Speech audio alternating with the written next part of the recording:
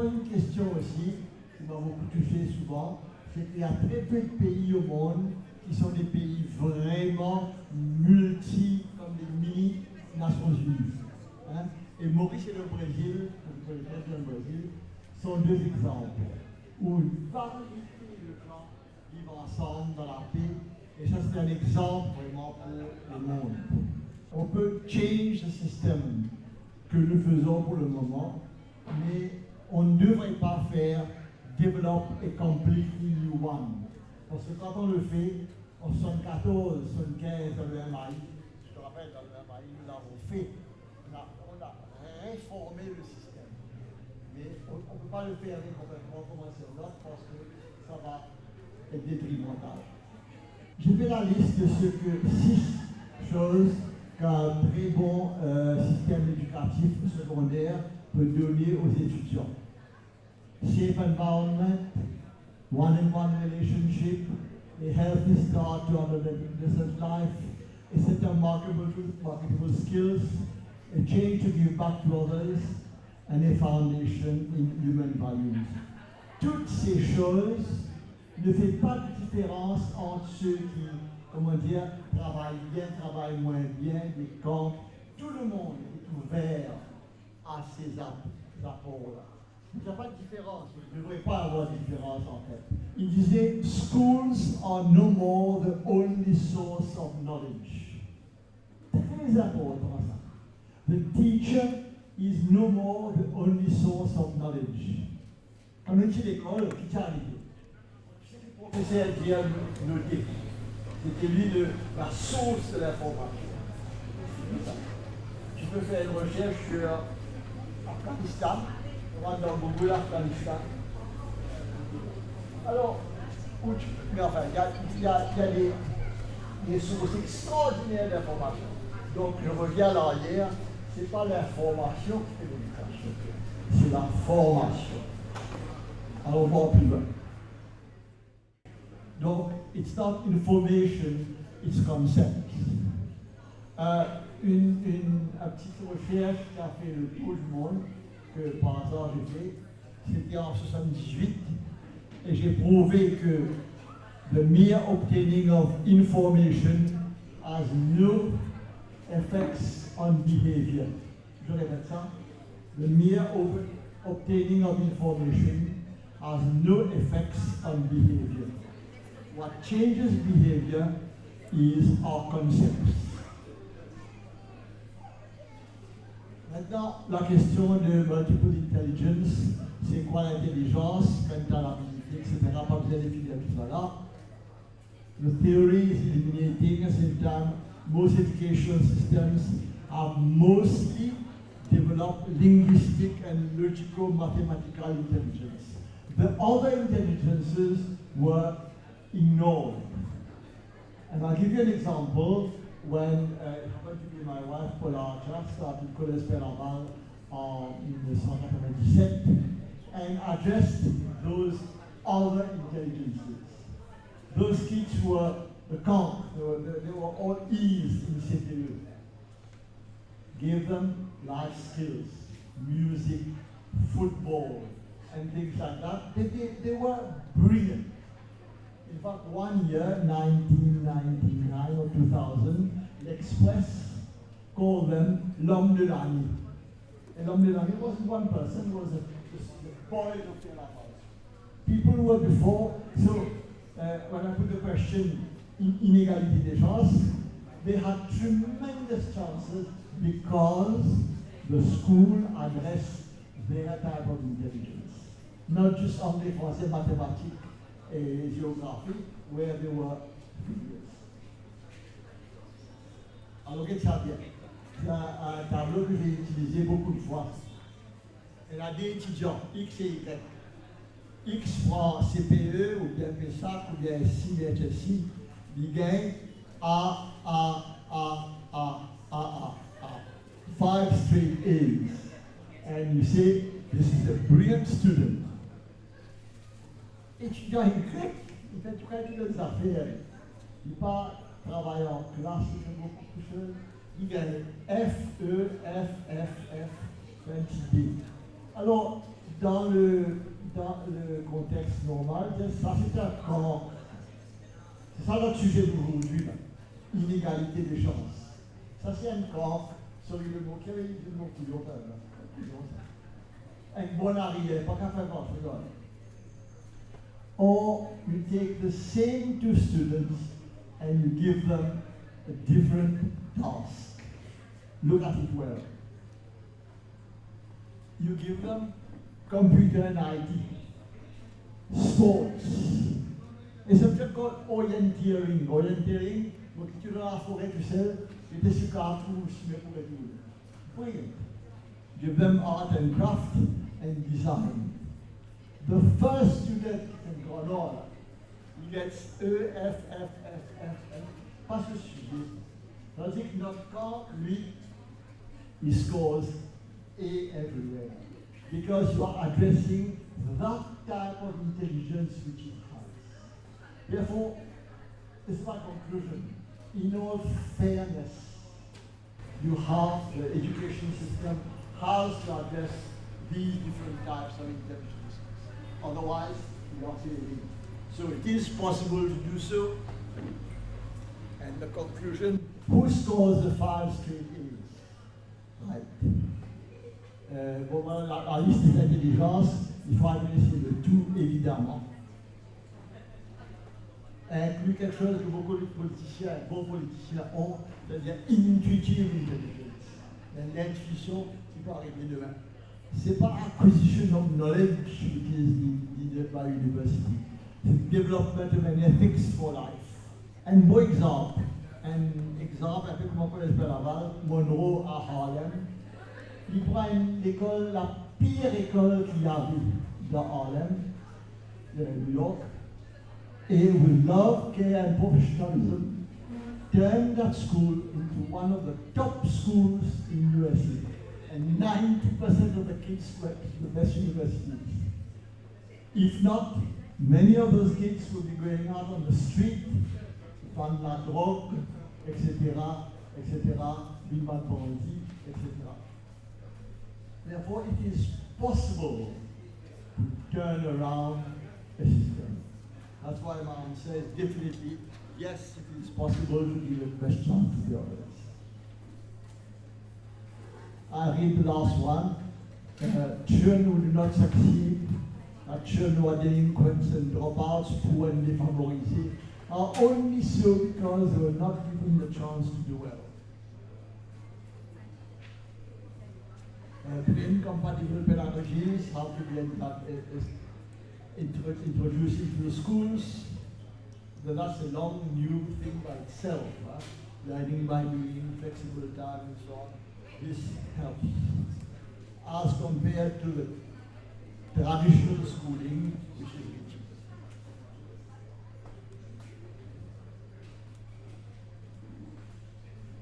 Including that famous subject of life skills, which was introduced in Collège Peraval. I'll give you one example of life skills. One example. The kids were taught comment pour faire une déclaration à la police. In QEC, in Collège Royal, nobody ever teaches that. In Saint-Croix, they needed that.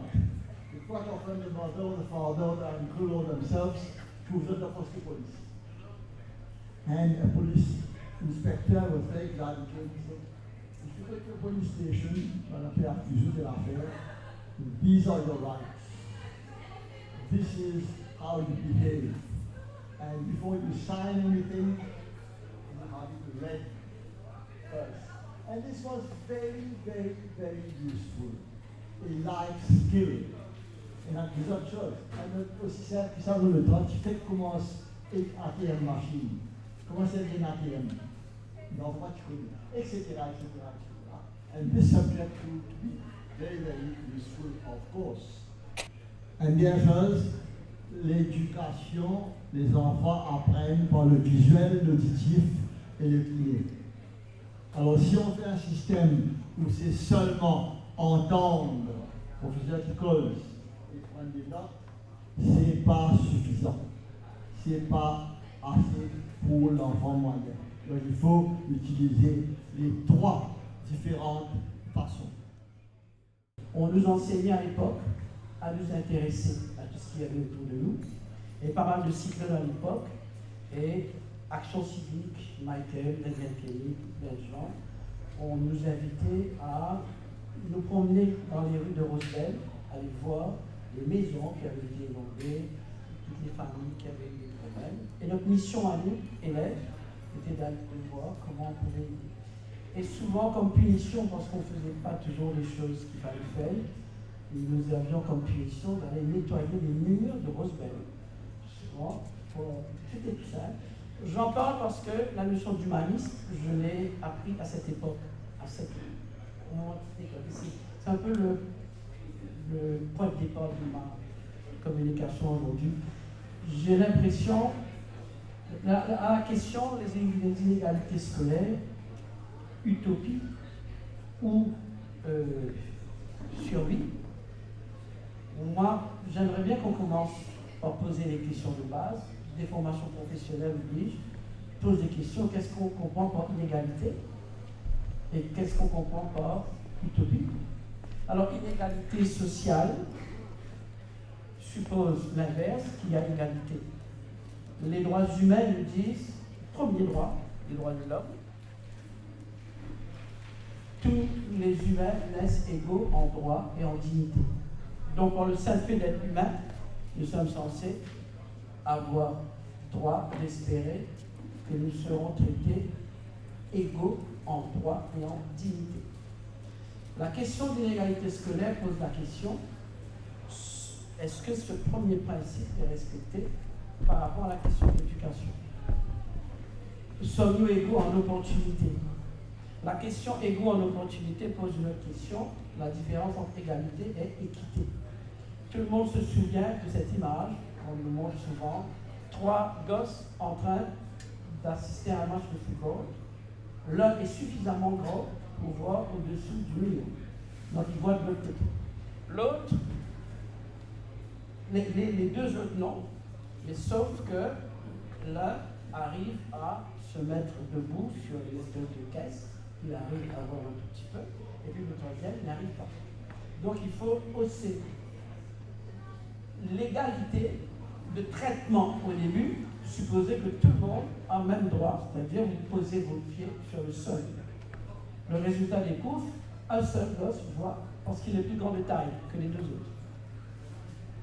La question d'équité ne suppose pas égalité de traitement au départ, mais égalité d'opportunité à obtenir ce qu'on veut. Et donc on rééquilibre les choses, ce n'est pas égalité dans le traitement au départ, c'est la différence, si nécessaire, de traitement au départ, pour qu'à la sortie, tout le monde a la même opportunité. Même nos histoires hippiques ont cette espèce de dosage quand on met un handicap à un cheval, parce qu'il est trop fort, et on donne une chance égale à un canasson de pouvoir espérer traverser la ligne avant le cheval trop fort. C'est-à-dire même nos courses hippiques ont introduit cette espèce de leçon d'équité pour que, à force inégale au départ, l'opportunité à l'arrivée devient égale, au moins en possibilité. Dans la question d'inégalité scolaire, ça veut dire quoi du coup?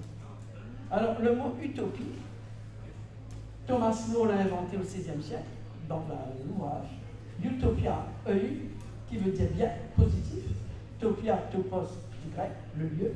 Donc c'est un lieu de rêve, c'est un lieu idéal, c'est un lieu paradisiaque.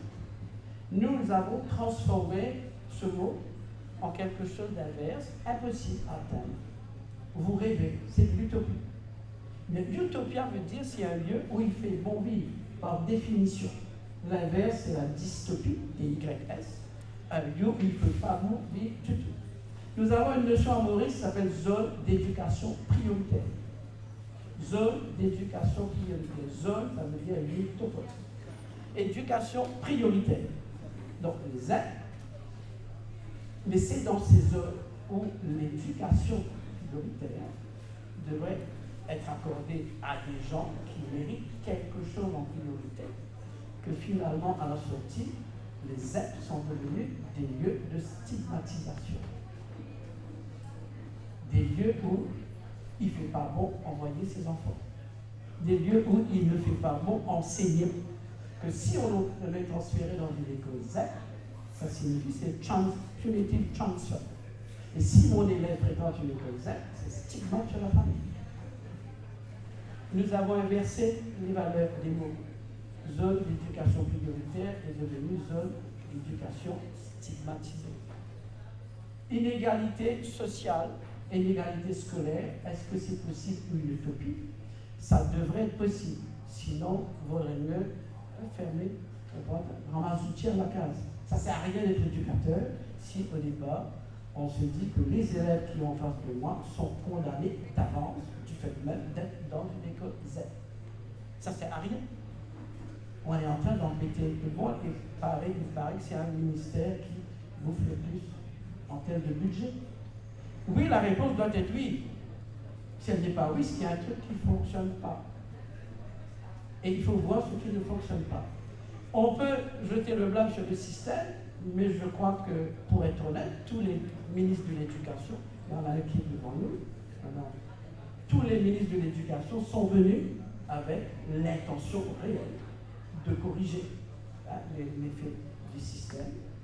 Je ne crois pas qu'il ait jamais existé dans notre système un seul ministre de l'Éducation qui soit venu dans l'idée de dire nous allons aggraver la situation. Ce n'est pas possible.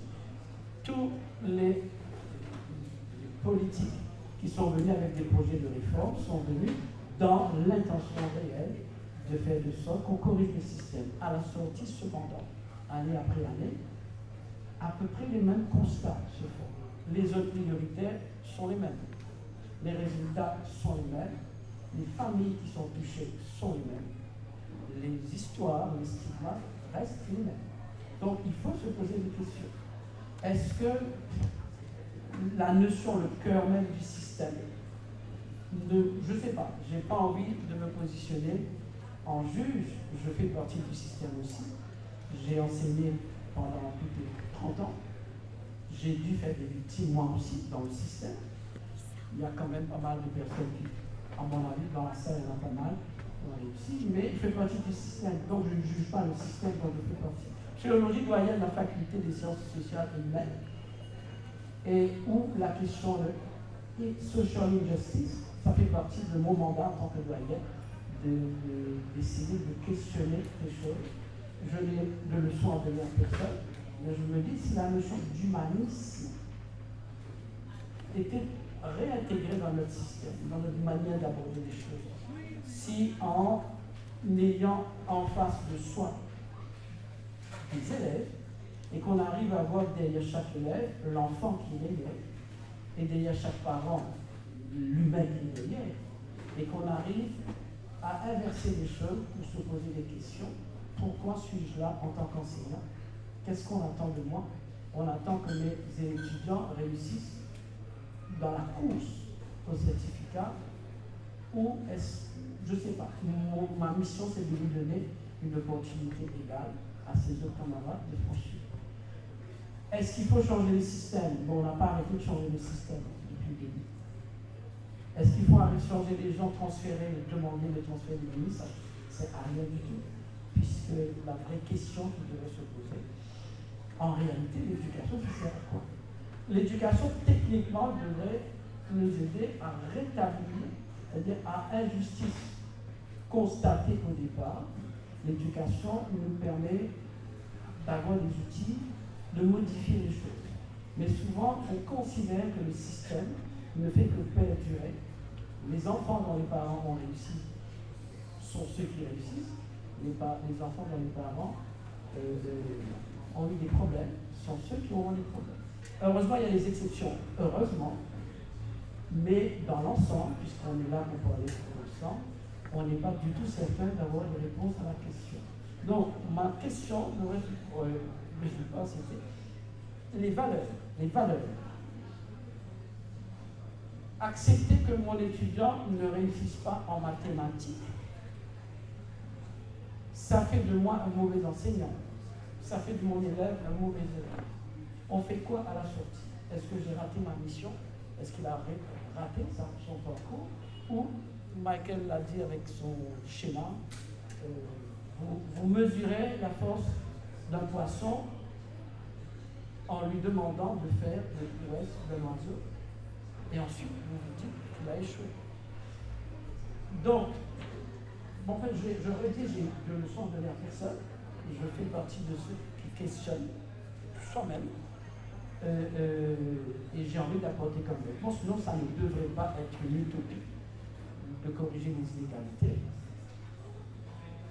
Ou alors, l'utopie devrait reprendre son sens initial, c'est-à-dire un lieu où il fait bon vivre. Si nos écoles étaient des lieux où il faisait bon d'être pour tous les élèves, déjà ce serait une utopie au sens premier du terme. Alors moi, la question, j'ai essayé de l'aborder à travers la question de la langue, comme chacun sait. On m'a dit au départ, dictionnaire créole, utopie, un rêve. Je dis, un fou qui pense.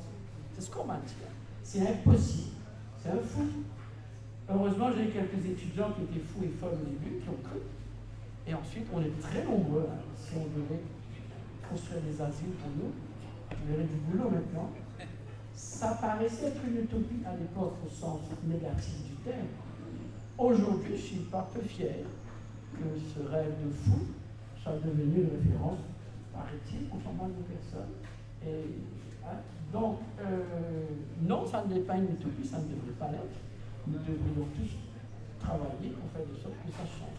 Alors, je répète, je n'ai pas de PowerPoint, je croyais être dans une table ronde où on allait me poser des questions, à échanger, mais on m'a dit de venir prendre la parole. Moi, c'était juste ma touche, mon petit rappel de départ. À l'école sous Bérissi de Yal, à l'époque de Daniel Kelly, l'école était une utopie au sens premier du terme. Il faisait bon être à l'école, même quand on était pire.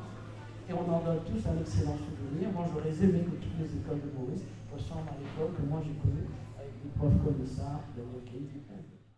Donc, je vais probablement être un peu provocatrice et prendre un peu les personnes ici présentes de quoi pour présenter une posture différente. Je crois que le but de la table ronde, c'est de ne pas nécessairement intellectualiser le débat. Nous avons eu beaucoup, pendant des décennies, des débats intellectuels sur la mobilité sociale.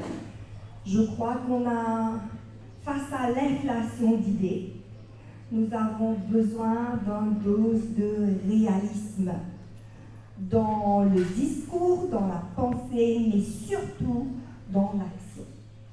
I would like to spend a few minutes to challenge some of the assumptions that are made in the subject of the roundtable. There are some key words that really drew my attention. The first one is that notion of social mobility. The second is that very thick, diverse conception of the school. I think I've been in the education sector for the past, let's say, since 1995, 1992. That's quite a number of years. Comme disait Lisa Sanoura, je dis pas, il ne faudrait pas mentionner le nom de l'année.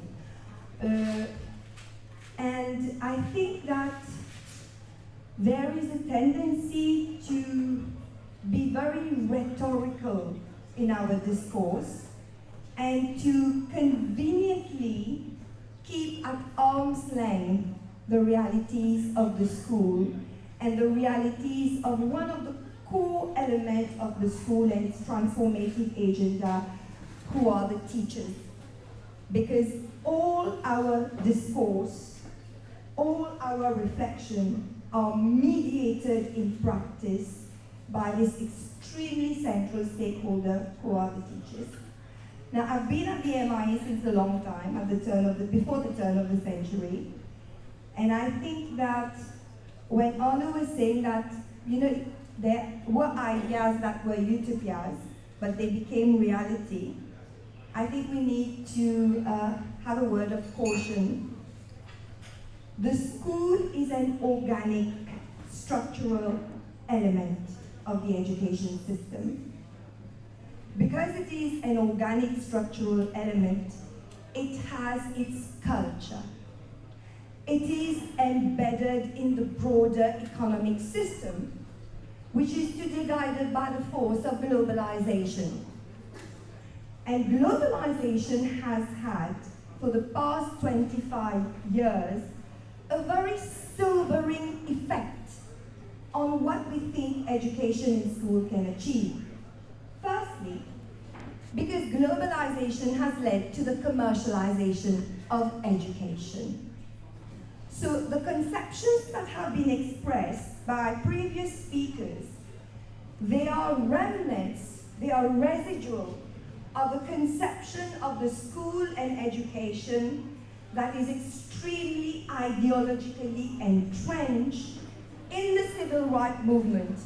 The discourse about social justice and the potential of the school to reverse the pressures of social reproduction, they have been produced in an era where the global system was radically different. If we import that discourse in an era that has radically evolved, and we expect through the same methods and the same means to achieve that social justice agenda, we are perhaps going very much astray in our reasoning. Now, I'm going to just focus on 2 or 3 core ideas. I'm not going to speak about a lot of ideas. What has been the effect of commercialization of education on our understanding of the school as a structure that's there to transform society? It's no longer considered. Mind you, I am not saying it shouldn't. I'm saying in very realistic terms, it is fairly impossible to think of schooling as a force that's going to reverse the forces of commercialization and globalization. That's why I'm saying we need to be realistic. Why? Because we intellectuals, policy decision makers, we can talk as much as we want. We might be barking up the wrong tree. And we have been barking up the wrong tree. The reality is, what are the expectations of the parents? What are the young people expecting from school? And how far have we been able to rethink of the school to accommodate and also transform society in the way we want? So the nostalgia and the romanticism that characterizes a lot of the discourse in education need to be rethought. And I hear people saying throughout the day, we should, we must, we have to. But when it hits the culture of the school and the reality of the school and the realities of parents who are struggling to put food on the table and who don't even have a space at home to accommodate a table and a chair for the child to study quietly for 30 minutes, I think we need to rethink about our rhetoric then. So there's a need to be pragmatic. I'm not saying we should abandon those ideals. They are worthy ideals. They are democratically entrenched ideals. They should guide our action, but we must infuse a very substantial dose of realism in our discourse. Have you talked to a teacher in a primary school at Montrangba recently? Oh no, and now we share something, and we share something. I think we are perhaps the good example of the social mobility success. Have you talked to that teacher about their reality? Have you spoken to those parents who are not sure whether they can send their kids to school the next day? All these rhetorical precepts, they will not resonate if we do not offer to parents and teachers in school a clear visibility on what is it that they need to do in terms of action. Number one, to retain students in schools. Why do students come to school today? Have you asked them? They don't come to schools to study. They come to meet their friends. They come to date. They come, to be entertained, to, make life a little bit miserable for the teachers sometimes as well. So how do you retain, how do you motivate, how do you attract? Because if you cannot attract students to the schools, and if they have competing centers of attention with social media, how are you going to achieve the goals of education? They are not going to listen or be convinced and persuaded by the rhetoric in the reform documents. Students come to school and expect learning to begin in private tuition after school hours. True or not? I challenge anyone to tell me that's not the case. Okay? How do you inscribe that reality into this discourse? So I think we're talking about democratic values, we're talking about social justice. I think we are all preaching to the choir. Everybody's here, I don't think anybody needs convincing here. Anybody sitting here needs convincing. I think what we don't have clarity about is how to do it. Let's be very frank about it. And all the attempts that we have, and the basic issue that we have, is the curriculum and the assessment. Many things have changed. The assessment hasn't changed. That's the tail. So let us be very clear. We don't make a decisive decision, we don't make a decisive action on the assessment.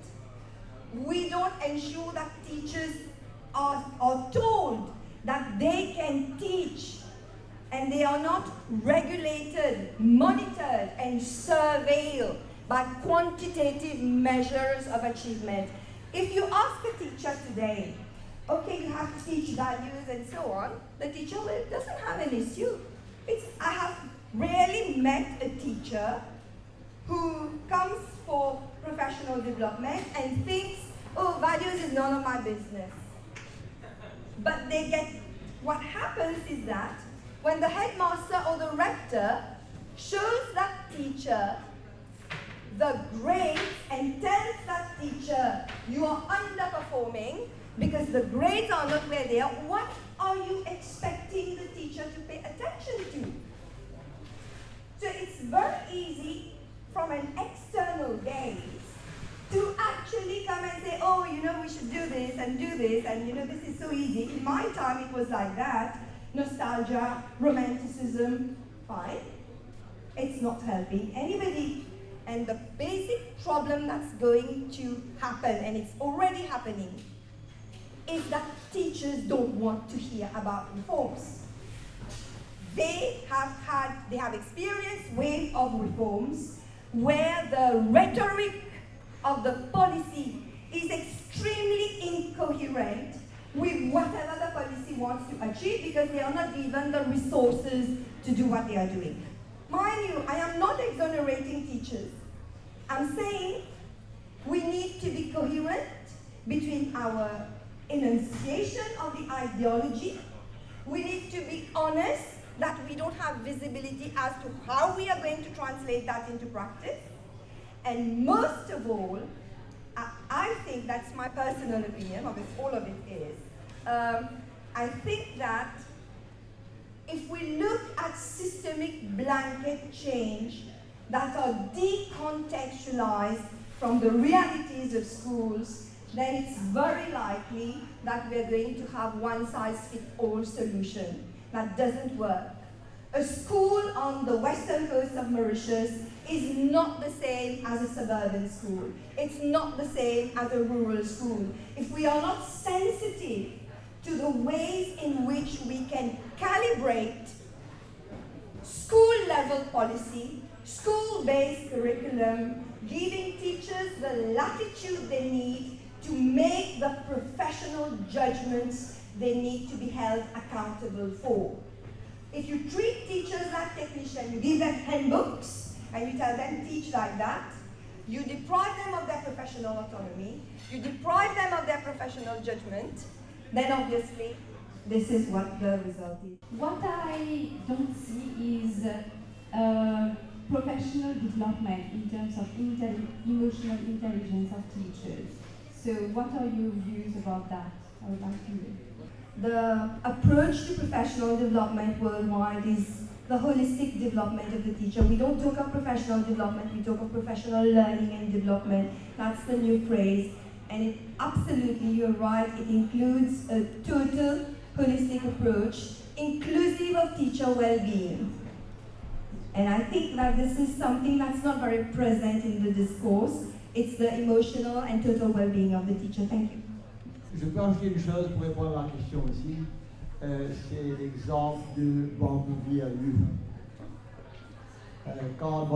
Pour ajouter à ce que tu disais sur les ZEP Schools, quand Basil Bernstein déclare une ZEP School, I was director of the BC and I went to see Steve, Stephen who was Minister of Education, and we thought something was lacking.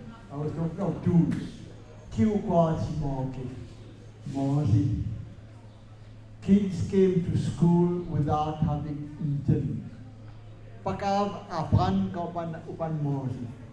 And then we introduced into the ZEP system milk and bread and this thing and so on. And almost some kids came to school for the bread, practically. But this is one tool that made a big difference. The kids were given at 10 o'clock a little meal and they were able to carry on. Bon. Remettre l'humain au centre, aussi nostalgique, aussi dépassé, aussi romantique que cela puisse être, ça restera jusqu'au bout du bout, le cœur même de ce qui ne change pas, jamais. La technologie changera, les couleurs changeront, les modèles de voitures, d'ordinateurs, mais un humain restera un humain, un parent restera un parent, un enseignant, un vrai, restera un enseignant avec une vocation. Ma vocation, c'est de donner à l'enfant qui est devant moi toutes les opportunités pour devenir l'adulte qu'il est appelé à devenir. Moi, c'est mon rêve en tout cas, si c'est une utopie, qui en soit ainsi. Je te rejoins à 100% ce que tu viens de dire.